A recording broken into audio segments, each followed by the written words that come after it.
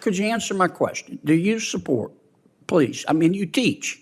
Okay, I'm sure you've had students ask this question.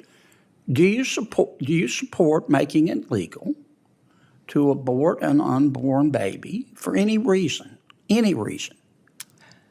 up to the moment before birth? Senator, let's have that intellectual discussion that you want. We could start if you'd answer my question. I can't go to my next question until... The Senate hearing turned into a national flashpoint. One question, no wiggle room, no political poetry, just a straight demand for clarity. Senator John Kennedy takes the microphone and asks something many avoid saying out loud. Do you support abortion up to the moment of birth when both the mother and the unborn child are healthy? What follows is hesitation, deflection, and a clash that exposes how divided this country really is. Like, subscribe, and comment as we continue. Senator Kennedy. Thank you, Mr. Chairman. Thank you all for being here today. Professor Goodwin, help me understand your point of view. I think this is a yes or no question. Do you support it being legal to abort an unborn child up to the moment of birth? Senator Kennedy, it is not a yes or no question. I support women like Ms. Zarowski. Women across this... No, ma'am, I don't... I think it is a yes or no question. No, well, let me answer. If there were a law that's... I'm just trying to understand your perspective, and I'm not accusing you of this. Of course not. But you know, people sort of talk around this issue. If there were a bill that said that a woman has an unfettered right to abort an unborn baby for any reason up to the moment of birth, would you vote yes or would you vote no? Senator Kennedy, I refuse to be shackled by your question. What I have answered is that there are conditions that occur during pregnancy. You don't know whether you would vote yes or no? There are conditions during pregnancy that mean after 10 weeks, no, 14 weeks, I said 20 weeks, discretion. 24 weeks, conditions such as Ms. Zarowski. You're here advocating. I would support her life. I would support her personhood. But you're advocating a law.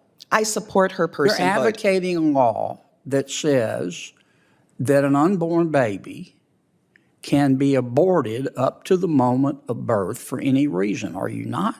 Let me clarify what the 14th Amendment says in the first sentence, that citizens of this United States are individuals that are born. That is what our Constitution says. But why won't you answer my question, Professor? I'm not trying to argue. I just want to understand what your position is, and I think you're afraid to say that you do support that. If you do support it, I think you, just for the purpose of an intellectual discussion, you ought to just say so.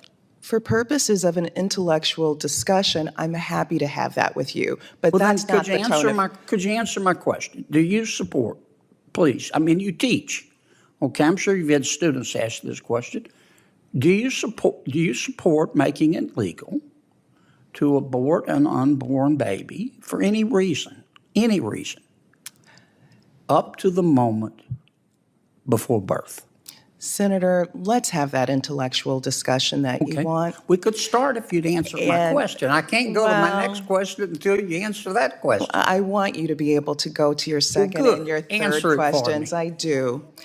But as I have explained, there are many different conditions. No, I said unfettered discretion. No conditions. I'm making it easy for you. Well, I've already shared with you, Senator, that I support women's I don't want to use all my time. You're not going to answer it, and that is your right. But I would respect you more if you just say, here's my answer. I'm sorry that you don't respect me very much. I do respect you, but I said I'd respect you more if you just answer my question. Doctor, tell me how to say your last name. Rubenhorst. Ms. Dr. Rubenhorst, do you support a law that would allow for any reason, unfettered discretion, the abortion of an unborn child up until the moment of birth? No. You don't. Dr. Verma? Senator Kennedy, so I'm the one doctor in this room that does provide abortion care, and I can tell you that does not reflect the reality of abortion I care. understand. I'm just asking a question. It simply doesn't But do you happen. support it? There are bills before Congress that will allow that to happen. You don't support it, or are you going to not answer my question? As the doctor in this room who does provide abortion care, that is not how abortion care in this country works. It's a hypothetical that does a But disservice if a patient came to you and said, I'm going to probably have a baby this week and I've changed my mind, and I would like you, doctor, to abort the child, would you do it? That is not how abortion care in this country works. But if a patient did, would you do it?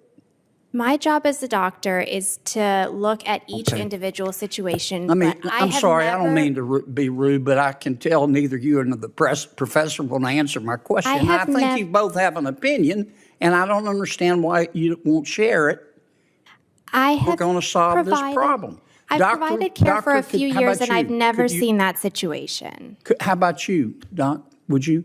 I do not support unfettered abortion, and I would like to point out that if a woman did have a life-threatening condition in pregnancy past approximately 22 weeks, that baby can be delivered alive by induction or C-section, and we can try to save that baby. The intent of abortion is a dead baby, and that is not necessary in that situation. I mean, I want you to all understand where I'm coming from. This is a tough issue. And it's a tough issue because there's some tough questions we've got to answer. And when you won't answer the questions, when you're invited by my Democratic friends, the majority, and you won't answer the most fundamental question, we've got a bill in front of us that will basically say a woman has the unfettered right to abort at any time for any reason up to the moment of birth. And that's a gut check issue. And I would expect you as experts to answer that truthfully, how you do it. Thank you for your indulgence, Mr. Chair. Senator Kennedy doesn't dance around the issue. He doesn't soften the language. He frames the question in the simplest possible terms. Support it or oppose it. No hypotheticals, no footnotes, just a yes or a no. And that simplicity is exactly what makes the room uncomfortable. Tension rise when the witnesses respond. Instead of a clear answer, I hear qualifiers. It's complicated. There's context. Professor Caitlin Myers and others shift the discussion away from a direct stance. That hesitation becomes the story, because when a question is clear and the answer isn't, people start asking why. If moments like this matter to you, click the subscribe button now. You won't want to miss what comes next. Kennedy bring receipts. He points out that late-term abortion is legal in several U.S. states and in Washington, D.C. This isn't a theoretical debate, he argues. It's active public policy. The room splits between what the law allows and what people are willing to defend out loud. That gap between legality and morality becomes impossible to ignore. Pay close attention to the language. Kennedy says baby. The witnesses say fetus. That single difference reveals everything about how each side frames the issue. This isn't just semantics, it's about how language shapes conscience, policy, and public opinion. And if you want more moments like this, unfiltered Senate exchanges, straight questions, and real accountability, hit the subscribe button now, turn on notifications, and stay locked in.